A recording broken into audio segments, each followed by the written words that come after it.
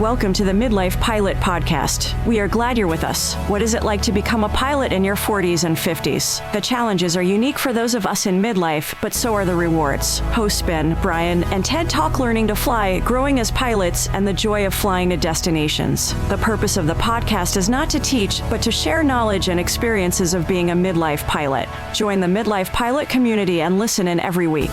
We are not CFIs or particularly intelligent, so if you want to learn how to fly, talk to anyone else other than the hosts of a podcast. Even this intro was too challenging for us, and we used a robot to do it. Okay, checklists are complete. Let's get the show started. Welcome to the Midlife Pilot Podcast, where we share the experiences and challenges of flying in midlife. My name is Ben. I'm a pilot based in the Atlanta metro area, and joining me tonight, my friends, Brian in Nashville. Good evening, sir. Good evening. How's everybody doing? Glad to be here. Glad to have you here. And always, it's our friend Ted in Portland, OR. Hey. Good evening. Hey, glad to be here. Also glad my weather's warmer than yours. Yeah. I mean, we're going to have to start taking antidepressants. Oh, wait a minute. The FAA's listening. Sorry. It's been overcast and cold here. Yeah. And it's just hasn't been fun. Tonight's going to be an information whiskey episode. We'll catch up with everybody. We got a little bit of listener feedback and just going to just have a chill evening tonight. How's that sound to you guys? Love it. We're due for a whiskey after all the holiday shenanigans. Hey, I do have to apologize. The last whiskey turned out very poorly and it was my fault. I didn't have my spotted cow out. So, it's the only time I break into the spotted cow is for information whiskey. So here we go. And for the record, our friend AJ had a Friendsgiving last night and he broke out his spotted cow as well. So nice. I am juiced up and ready to go for that. And he had duck? He had duck confit. AJ's quite the chef. He's so fancy. Yeah. He's a Renaissance man. God help us all. Yeah. That's where the Lord part comes from. That's exactly right. Yes. That's exactly right. Got a great crowd in the chat tonight. If you're listening to the audio version of this, you can check us out on youtube.com/@midlifepilotpodcast and see our ugly mugs ramble on. Tonight, let's go ahead and hit the events. We are still moving along with the Thaden invasion. Evasion. Bentonville, Arkansas. The airport code is Victor Bravo Tango, March 13th through the 15th in 2026.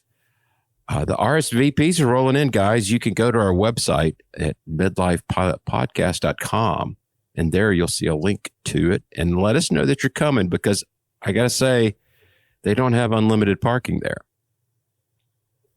So let us know, and hopefully soon we'll be continuing the conversation with the folks there at Thaden Field, and we'll have more details. We've got some other things in the works going on. Yeah, and I guess if you do RSVP, we have an option for you to say, I'm pretty sure I'm coming, but I'm not totally sure, and that's fine. Those will be the ones that when we are meeting with the airport, we're not going to count those unsures because we're going to have enough of our hands with the totally sures, but everything will get figured out. And obviously we've talked about it. There's 1 million airports in the area, really close by. Worst case scenario, it'll be something like that. But I think it's going to work out. I think that the one thing, what have we learned, guys, for all these? The more we plan, the more crazy things happen that don't go according to plan. And nobody cares. Just send it. Somehow it all works out. Yes. It always just works out. Yeah. Works out better than we expected. Hopefully we'll have a couple of spots for a centralized location for everybody to kind of gather and share stories. And we appreciate those of you who are willing to take a chance on such a clearly ill-conceived plan. To make plans around our ill-conceived plans takes a lot of guts. Those were my wedding vows. I wish I was at that wedding. That would have been okay. Okay. So I am the ultimate introvert, right? So wedding number 2, there were 5 of us there. The head of city council that married us, and her husband, number 1, and partner, and then the 2 of us. We were in St. Paul, Minnesota. The Uber driver was waiting. That's how long my ceremony took. Literally, the Uber is waiting. So that's the introvert way to do a wedding. Just saying. I thought this was in Portlandia for some reason. And when you were the city council, I was just thinking, this really is Portlandia. You got the mayor there. It's real. I was wondering if I didn't see that on an episode of Portlandia. I mean, it just sounds so familiar. Yeah, exactly. I want to hit a comment real quick. Looks like we've got a new viewer. Nice. Christopher Bowers, 7219 Midlife Pilot Podcast. Good evening, all. I love the content. Currently working on my private check ride on the way. We wish you the best of luck. Keep us posted, please, on how that goes. Send us an email and give us the details. Yes. So, and and don't forget that we have lots of check ride debriefs in our Patreon for you to go and learn from others, the good, the bad, the ugly, but mostly just helpful stuff. So, I don't think, I mean, I'm working towards my instrument check ride and all that. And I think about the anxiety of that versus the anxiety of private. And as I'm seeing it now, private's got to be by far the most anxiety inducing thing, because you just don't know what you don't know. I think we've talked about this before. So, yes. But the end result is this: everybody says the same thing. You learn a lot, you have fun, and it's not nearly what you think it will be. It'll be a good experience. So just try to relax into it if you can. But keep your head on a swivel. But over prepare and stress about it. It'll be fine. But that's what we tend to do in midlife, right? Like, you're probably not going to go in and it's like, that's right. My check ride's today. Let's see how this goes. I love how there's so many universal things that are common about the experience for a lot of us. The idea that everybody seems to have the worst flight of their life right before the check ride. Yeah. I don't know why that is, but it seems to be pretty common. My favorite phrase in Discord is, maybe I'm overthinking this. And that's like, as a midlifer, it's like, I like to breathe. I like to overthink. They're one and the same, in my opinion. Well, and really, it's only 50% of the time is it Wendell Geek saying that. So yeah.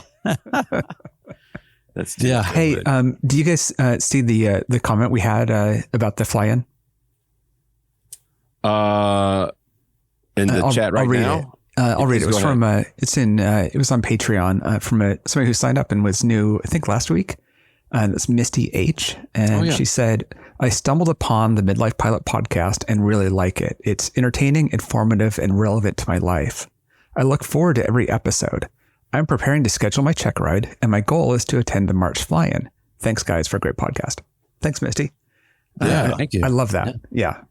And again, all of you people that are here before your check ride, and let's see, Corey, who's new in the comments and is starting next year, this is the great time to listen and get feedback from people. Like, the earlier in the process that you can ask questions, the better it is.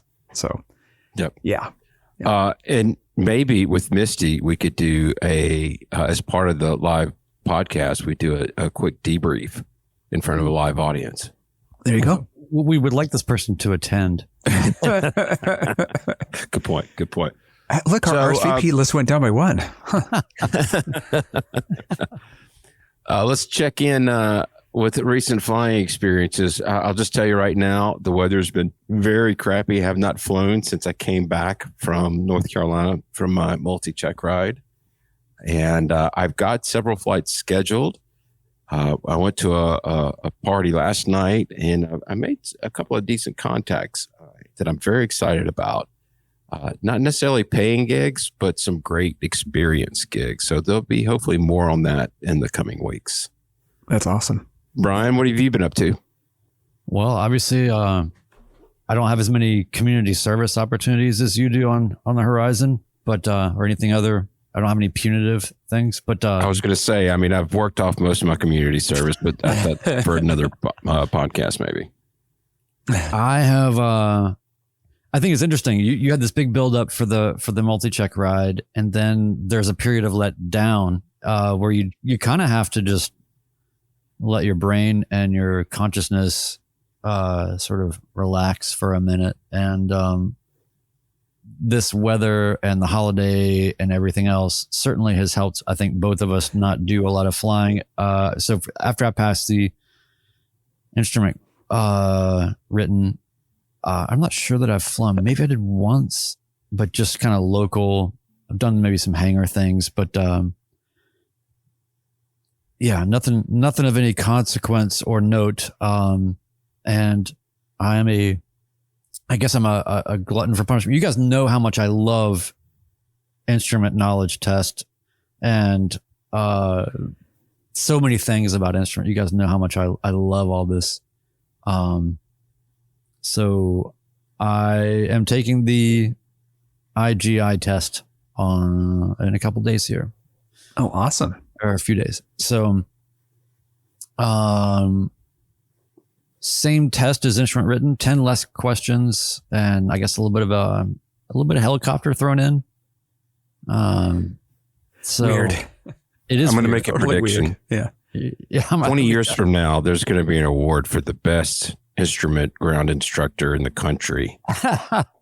And I'm going to be the one presenting the award to Brian, saying, I remember a time when he used to complain about these exams and incessantly. And I'll stand up there and I'll say, I still hate a lot of this. But you know, I just did this out of spite, and spite is very motivating. No, it's fine. It's fine. You know, so I guess what's going to be interesting is there's more gravity on each question now.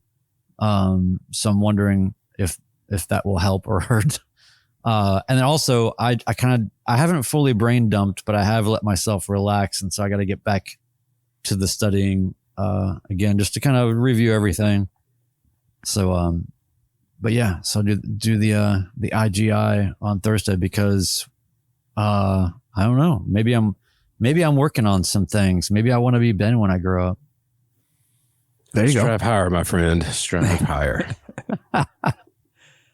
Ted, what have you been up to, sir? Well, I won't log it, but I got some instrument actual this week. I drove to the coast, and that means I went over some of the mountains. And yeah, so it was very low to the ground. But yeah, no, this has just been kind of winter time for us. And I've got the plane, kind of partly apart for maintenance and everything else. So yeah. I gotcha.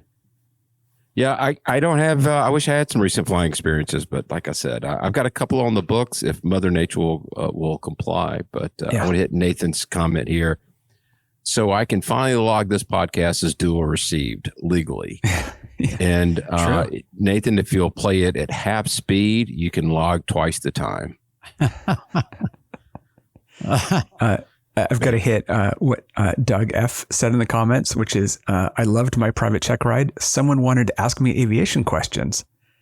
So yeah, that, I like that. We all love talking about aviation. That's a great way to look at it. Yeah. And, you know, it's, of course, I mean, for what you're paying them, I mean, you know, I think there's cheaper ways to go about this, but yeah. And I guess you still get the sort of critical, skeptical looks.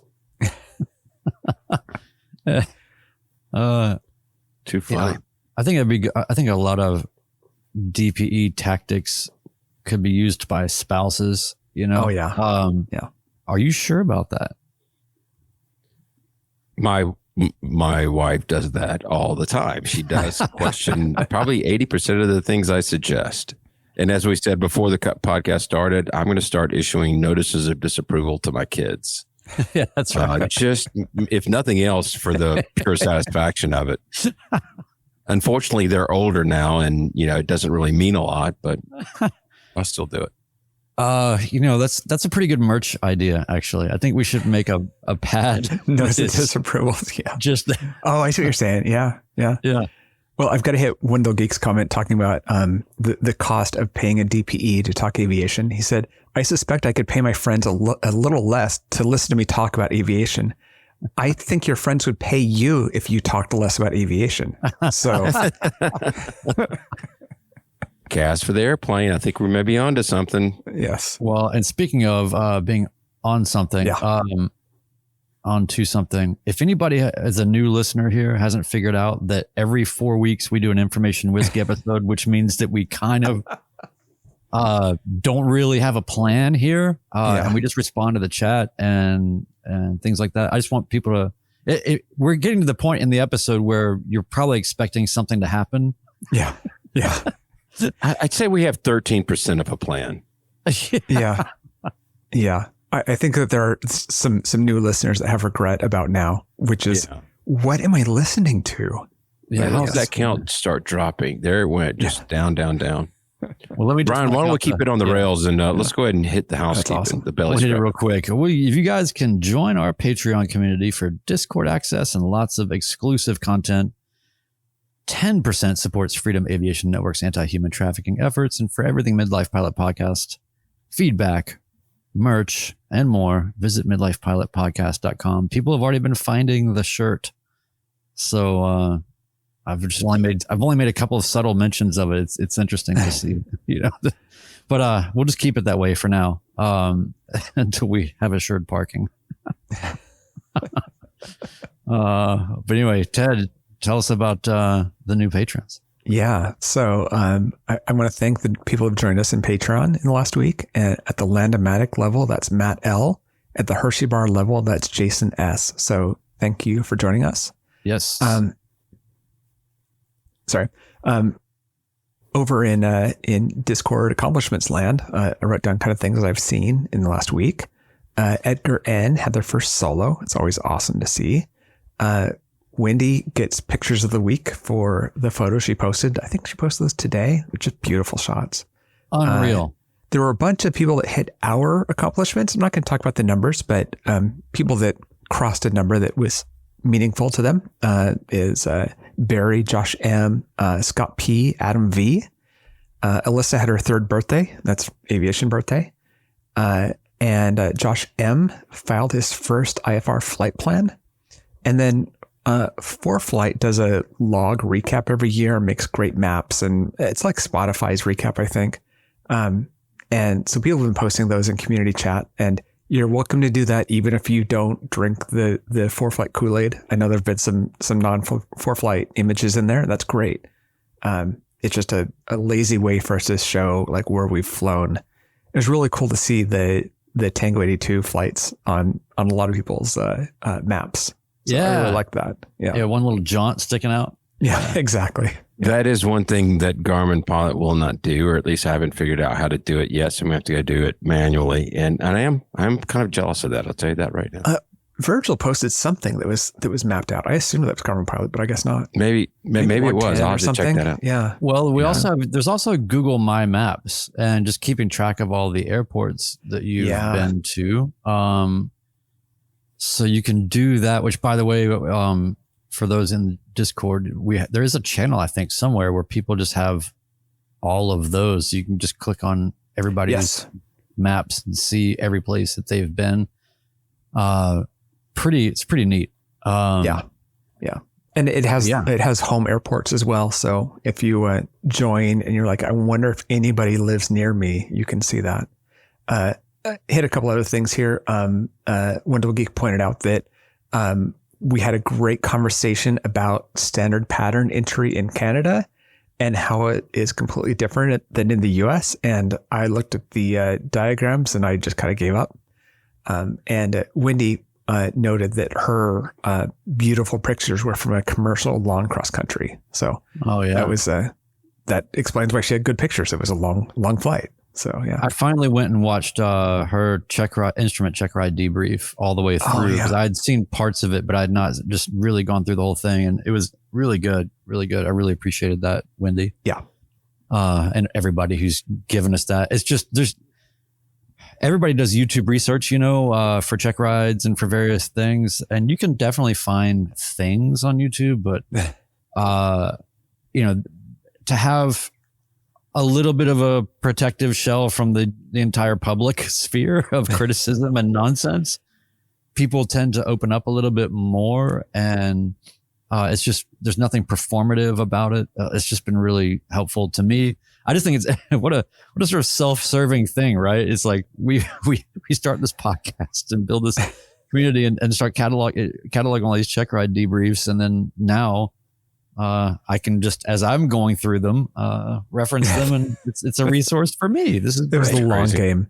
Well, I've got to credit Wendy especially on that one, because Wendy is one of the people who does what I like, which is talk about the emotional side, and it's not just the mechanical flying skills, it's also the stress and anxiety and all these feelings you have, and that's stuff that CFIs generally don't handle well, that we need to talk about. Like we're saying about over preparing for check rides. Like, I couldn't talk to my CFI about that. They didn't understand that concept. And no, but in this community, I don't know. I see people that are like me, I guess.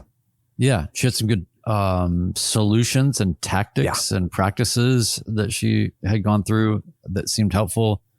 She also said something that I had not heard before. In all of the utterances you hear of everything aviation, you hear aviate, navigate, communicate. You hear all these things that everybody knows. But I think she said this. Yes, it was, because she said Source-Morse-Course. Have you heard that, Ben? I have not. I was on. I think I was on that debrief, but I definitely watched it, and I heard that, and it just really, it resonated very well.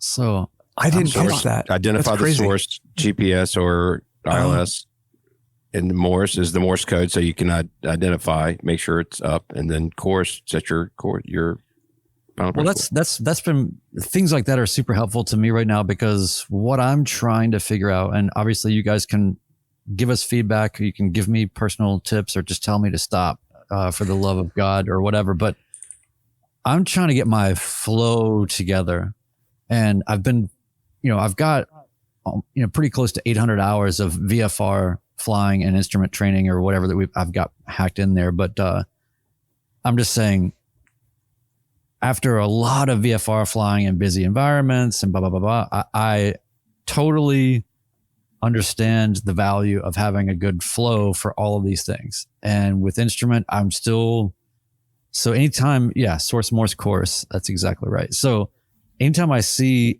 any little things like that, like the 5 T's, yes, you can say the 5 T's 1,000 times. There's actually 6 T's. I don't know. But I don't know. I'm just trying to figure out, there's just little hiccups in my flow, my rhythm that I'm trying to build.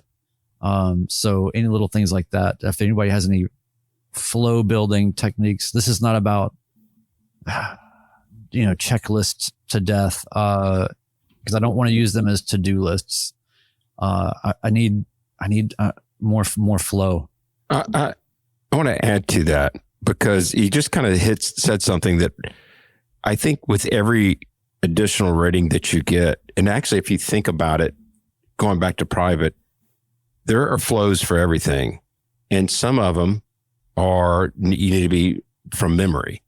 So to your point, the better you can train your brain to start understanding and developing these flows, I think the better off you're going to be. Because I'll still tell you, at night, I'm still going mixtures forward, props forward, throttles forward, identify, verify. I'm still doing my multi stuff, just because I hit it so hard that it's still staying in my head. Yeah. So keep doing that, because it's going to serve you well, I think, going forward. And then your wife's like, "Will you come out of the bathroom? What are you doing in there?" I'm going to have rotator cuff surgery, because I'm still hold my throttles way up high up here. So yeah. I want to hit our friend Chuck's comment about the Garmin Pilot, if I may. Yeah. So the Hang thing on. I was referencing. There's only so many people watching this. So what did Chuck say? I'm trying to get back to it, so I was trying to stall, but thanks. Here we go. Chuck said, if someone knows how to do the annual map in Garmin Pilot, let me know. So the thing that I was referencing was actually in ForeFlight. Yeah. I think you could just click a button and it shows it out there. Garmin Pilot, you can set the date range for the last calendar year and it'll show you the maps. It doesn't show you in a graphical picture that ForeFlight does, but you can kind of come up with something very similar to it. Do you know when you're listening to a podcast, you can hear when people are saying, the hosts are saying things that are completely misinformed or misguided or just outright wrong? I feel like we're probably about a 50% success rate for anything that we talk about. I can feel the presence of these imaginary people that are just they're just trying to drive right now, but they're almost about to pull off the road because they've already 3 different times just thought, oh my gosh. But in true midlife fashion, we seem to kind of come back around to the right answer eventually. Stick around. We're going to get there. Yeah. This is a very complicated way to just raise cortisol production among people. Which, Wendy, what say you about cortisol production? Is that exactly? Is that something we should? The hair in the back of her neck just went up. It's like, oh no. Yeah. I noticed that our friend Checkmate Barry is having a good conversation about flows and call outs in the chat. And there's nothing we really want to bring in the conversation right now, but there's a lot of, what do we do about updating flows when you get into new planes? And I was going to hijack a little bit of that, which is a lot of that is the same from plane to plane and just adding on things. So I'm just summarizing that conversation that's going on there, which is pretty cool to see. Like, yeah. Most definitely. See, that's like actual content happening during this podcast. So yeah, but not here. Yeah. Not here. Yeah, exactly. Not on the podcast. Yeah. If you're listening to this, sorry. Yeah. So let's do some. One Dull Geek says, coming to the right answer, a broken clock is right twice a day. That's right. Let's do some feedback. Let's. Yeah. Alrighty. I'll read. Let's see. There's feedback, and then there's a review. And then there's another feedback. Tell you what, I'm going to read the first one because it's short, and I like listening to you guys talk on the longer ones. So our friend Hakan, who is in Discord, and I think he has done a check our debrief, was talking about EFBs, and he said, at least over in Europe, Sky Demon is a very valid alternative to ForeFlight, especially as it has the elevation profile feature in the basic, which is the only subscription level for about 120, which is euros, but close enough. For ForeFlight, you have to shell out $300 plus maps, which is another $70 in Germany. So the difference is about 3 more hours of flying, is what he's saying. I know they love Sky Demon over there, and it makes sense. And occasionally I see what the maps look like in Europe, and it just breaks my brain. So, our airspace is so simple compared to theirs. It sounds like a Stranger Things type of phenomenon. Very much so. I don't know that I want to dive into that because I might bust a vein in my brain or something. I don't know. You want to hit the next? You want to hit the review, Brian? Sure. Because the next one, Ben, was directed squarely at you. Yes, it was. So stick around for that, folks. This is a review, 5-star review. Thank you very much on our Apple Podcasts from Russ H. He says, the title of the review says, my go-to aviation podcast. He says, the Midlife Pilot podcast is an absolute gem. These guys bring a perfect mix of humor, honesty, and humility to every episode.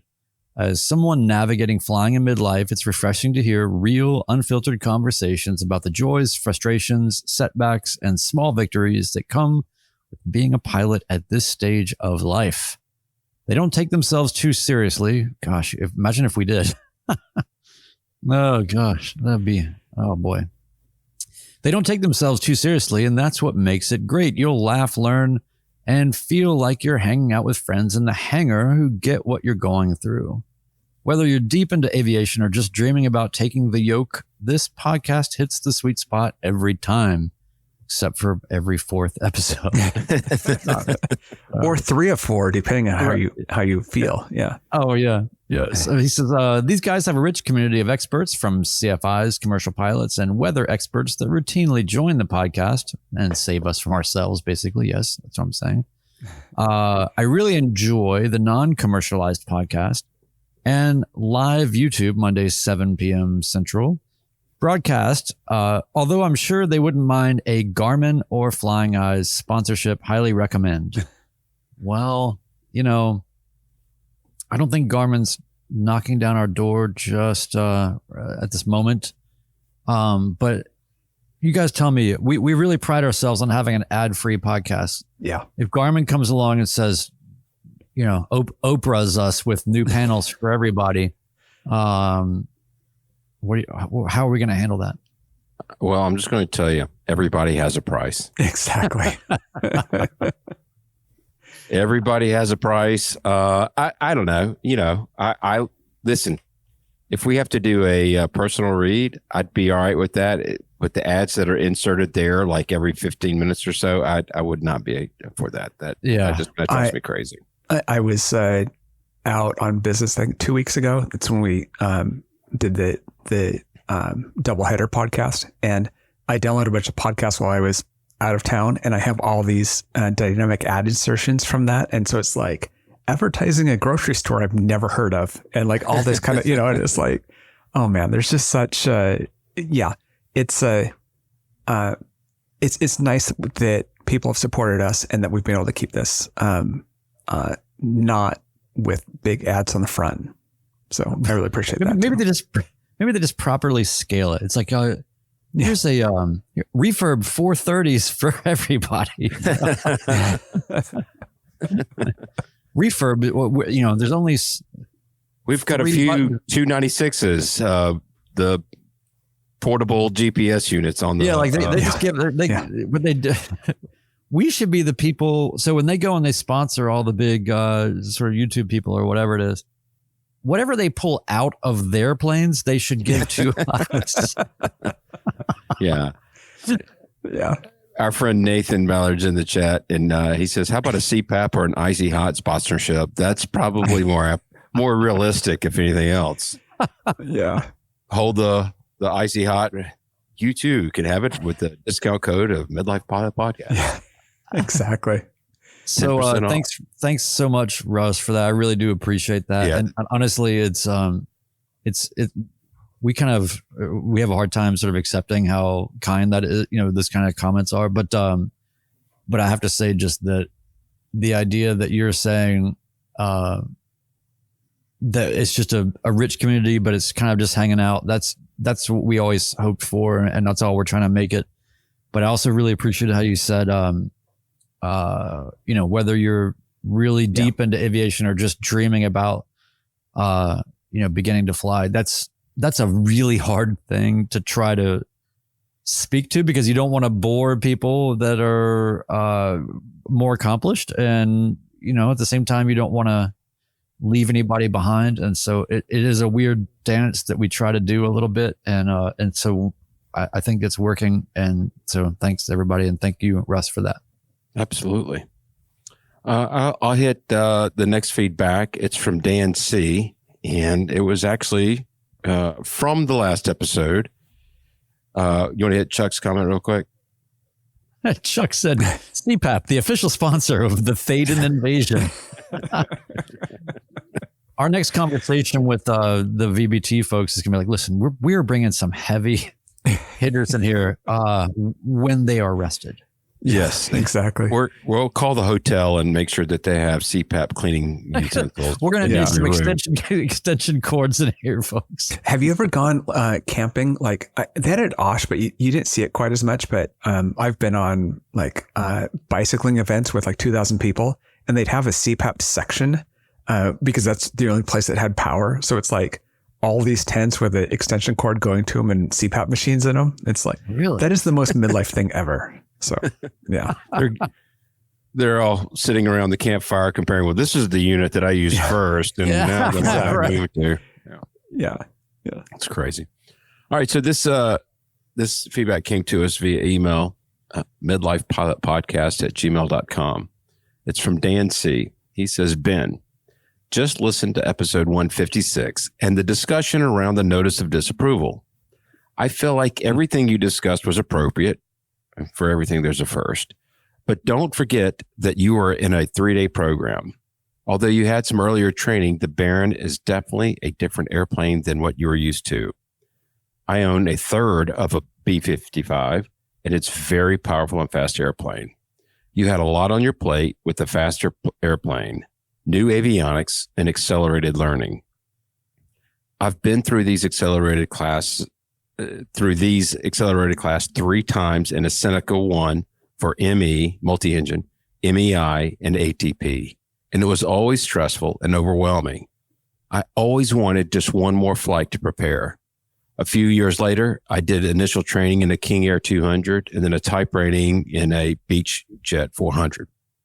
Each class I went through, I wanted more time to get more proficient.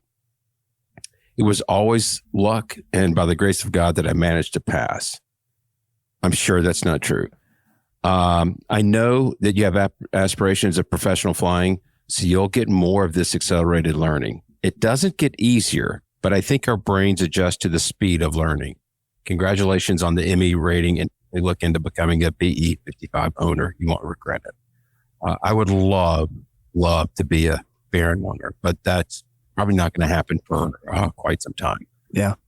One thing I did, and Brian, I think you and I talked about this while I was training. I felt like the accelerated program was really too much for me, but knowing that where I want to go in my aviation journey, I needed to start to get proficient in this accelerating learning. And why not start now? Why start learning drinking from the hose? I've said it before during instrument training, and you're experiencing this, you will be. I want to get in the habit of having helmet fires because I deal with them easier. You're building that muscle to react to it better. So I felt like this was, I really appreciate the email and the vote of confidence. It's really nice to hear, especially from somebody with the experience that this person has. Thank you very much, Dan C., for reaching out. And that was the main reason why I jumped to the accelerated program, is to start building that muscle. Yeah. Dan C., thank you for that. And also send us your address and we'll send you out the first prototype of the notice of disapproval pad. Yeah. So you can just, I just think about how handy that'll be. You're waiting for your food and it's just taking forever. I think we're onto something here. Yeah. Yeah. I think we're really onto something. I think we're really on something. Well, yeah, exactly. I'm going to grab a Wendell Geek's comment. He said, I haven't done multi yet, but I loved accelerated instrument and commercial. Really enjoyed it. Yeah, he's someone who's done those accelerated courses, and I think that's a smart way to go. I think it comes down to the foundation. Yeah. I think that there's accelerated from ground up type of things versus accelerated that's really just the speeding the conveyor for the last 35% or something, and those things can vary widely. But I think that for multi, you're unfortunately just in a position where you're just kind of you're just getting in that. You're not casually, unless you happen to be in an environment where you've got a bunch of buddies that have a bunch of multi planes around and you get to just kind of go up in them all the time. You're not even really having exposure. So, and if you're in that situation, can you reach out to me? Yeah. Yes. I'll say I was really getting a feel for the airplane during my check ride, basically. Everything felt really comfortable by that point. I do want to hit a comment that was made earlier from somebody in the chat at JJ Debs. He made this point, and I think it's worth mentioning. The question is how hard it is to update an existing flows to make them better. it's hard changing once you first pick up. That law of primacy does he brings a good point there. So you got to be willing to adapt, especially for me going forward. There's going to be a lot of different airplanes. And I think that in and of itself would be good for me to being more adaptive. Yeah. How many hours did you have when you did your multi-check ride? Right at about 1265, 1270. How many multi-hours did you have when you did your multi-check ride? I was right at 25. Okay. Get 1,200 hours in a multi, and I finally figured it out. Yeah. Accelerated by what standard? Yeah, exactly. You accelerated your instructor's bank account. Well, it's relative to Ben. So, It's a sliding scale. Yes. Sliding scale. Yeah. The story of my life. So, are you okay, Mr. Siskin? I'm going to make it. Usually I mute my coughs, but, sometimes they just happen. Yeah. But yeah, I know this is kind of come up a lot, but, just the idea of, we're lucky to have Barry in our community, and, Checkmate Aviation is our unofficial, not sponsor. We just like to mention cool things that our friends are doing, right? And it always ends up being so directly relevant. But I think it's fascinating how, and if you guys haven't seen the episode with Barry on it to get the whole story, go back and check it out. But just the idea that a new pilot takes over as such a storied thing, and then has to really consciously engineer and re-engineer something that's kind of proven out for a long time, but is always due for modifications. Yeah. And how do you the governance of that kind of audit, I find to be fascinating. Yeah. Do you both of you have a good number of hours in your planes? Do you find yourself kind of revisiting your flows? Great question. I would say after my check ride, you have nerves when you get a notice of disapproval. You also have, excited nerves when you pass. And in both of those occasions, the owner of the flight school, when I was getting ready to come back after the notice of disapproval, he said, sit in that plane for 5 minutes and don't do anything, and then read your checklist, because you're going to miss stuff. And he was right. I did that, and I still missed some things. But I found myself the last 2 or 3 flights is really kind of digging back into the checklist. And I tell you something else that I did recently was Barry. We got his IFR checklist, and I found that very, very helpful. And again, this is not a paid announcement or promotion, but I was just looking. I've got over 100 hours IMC. I've flown a lot of instrument approaches. Yeah. I still find that helpful, because there's going to be a period of time where I don't fly an IMC, and those are perishable skills. And it's nice to have that as a backup. Yeah. Well, I don't want to totally curveball sabotage this podcast, but I'm going to. Yes, please. We need some curveballs. That's all right. We got a little bit extra time here, and I just wanted to. I've been trying to figure out if this is something I wanted to talk about or not, but I feel like it's a decent time to do it. So brace yourself, Ted. Well, it's been nice being on. So Ben, no, no, it's actually quite a serious thing. So sorry about that, but okay. I have been very strangely affected by the crash of the Aztec in the mountains of Montana. And I wanted to just tell the audience the story about that a little bit, only because I just saw right before we came on the preliminary report, Blanco Lirio was talking about it, and I was looking it over. So, and you guys kind of know a little bit of the background on this, but I just thought I would share this more widely because it just has made me think about a lot of things.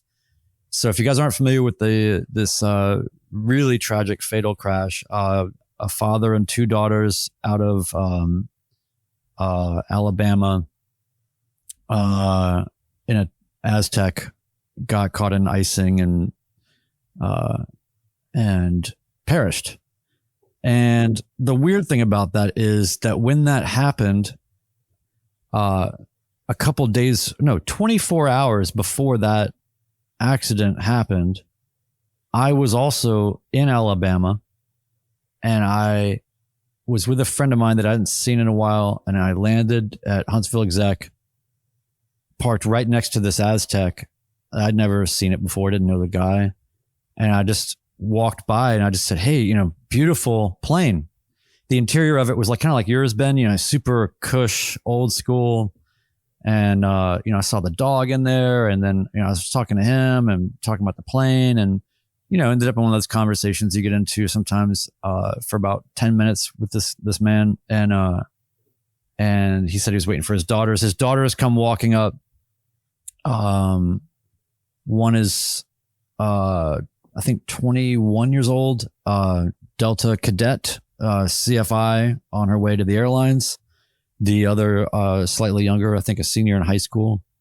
So they come up, and so, they were super kind and nice. And they asked me, of course, they were like, "Hey, can you take our picture?" And I was like, "Oh, yeah, of course. And so I, took their phone, one of the daughter's phone, and took a picture of them. And then I took a picture of them again, and I was like, "Okay, let me get a few more.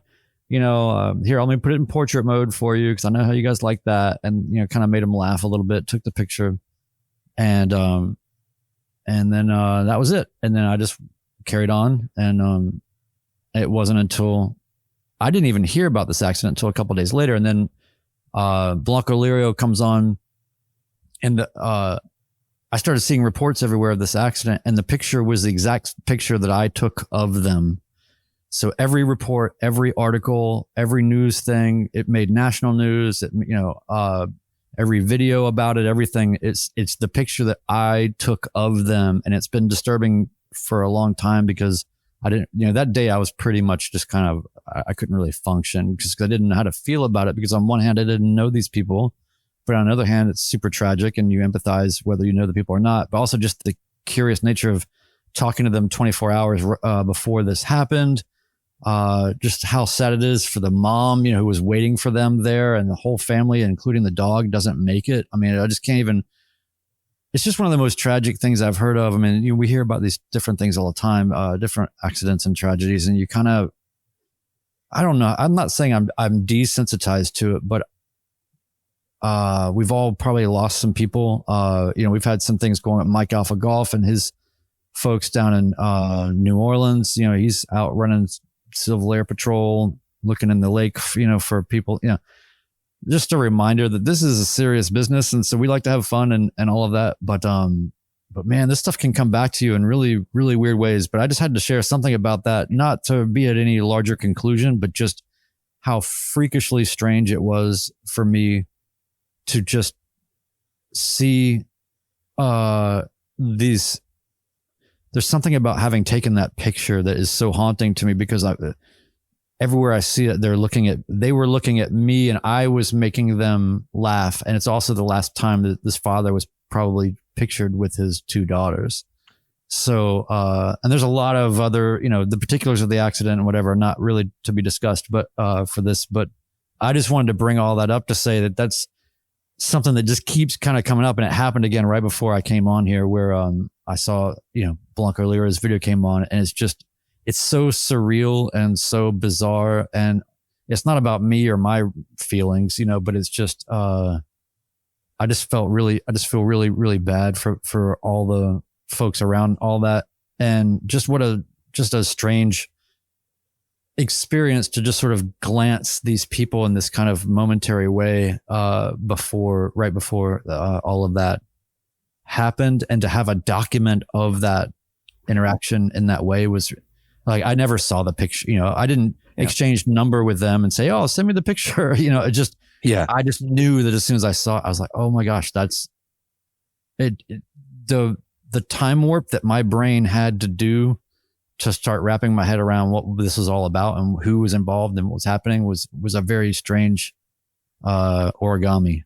So anyway, that's all. I think when you cross paths with somebody, and this goes out to Mike Alphagoff as well, whether you've known them for 5 minutes or 5 years or for their lifetime, sharing that joyous moment with them and then knowing 24 hours it was gone, I think it absolutely hits home.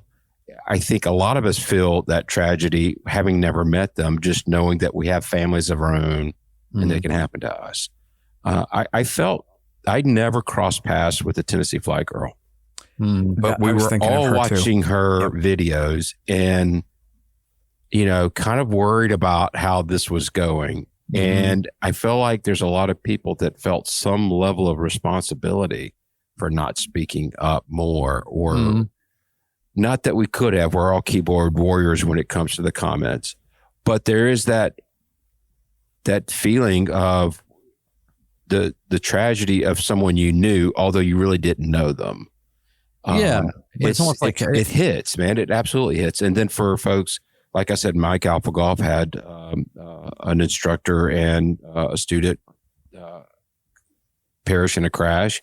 And then they had one more recently with, I think it was a DPE, but even if you didn't know them, that doesn't mean it doesn't hurt. And I also think, quite frankly, as a midlifer, we're probably a little bit more aware of the gravity maybe than others. Yeah. Well, I think that we've collected more people in our lives than we did when we were younger. And we just kind of by the numbers have more of these situations. And not necessarily aviation. This can happen in a lot of different ways, right? But encountering your own mortality in others is something that, my brain at 18 didn't understand very much. Right. And, it's some of the, it's some of the sweetest moments of my life is that experience with people and bittersweet moments. And, one of my first tattoos is from a really good friend. But it's, and, I don't want to talk about the TN Flight Girl thing too much. We crossed paths with her quite a bit, among this community. But it's the good example of why we, try to have the ethos of speak up if you don't like something that I'm doing. And I'd rather you tell me what it is you saw in a flight that you didn't like than not say something. And 100%. Again, I hate that I have to tie her name to this because it's not about that. And she was an amazing person. And there are many reasons that's a really unfortunate thing. Aside from that, in every other way, this is what we do is can be dangerous. It certainly has a higher fatality rate than many things in life. I've done the numbers myself on where that fatality rate hits, but this is not commercial aviation, right? This is not stepping on Delta and flying to DC where it is truly safer than driving. This is not that. And this is serious. And the words are hard to come on this, right? But it is such a serious thing. And it is, we joke around, but there's a reason that it usually comes back to safety in various ways and in kind of that personal growth. So, and also the fact that is also why we are painfully always saying what we are qualified to say, which is virtually nothing. Thank you. But yeah, I mean, and by the way, our friend Paul Craig, is going to have his third edition of the Killing Zone out. When? Soon. Soon. So ASA, the company that was aviation safety and aeronautic, whatever they are in the process of relocating from Washington to Michigan.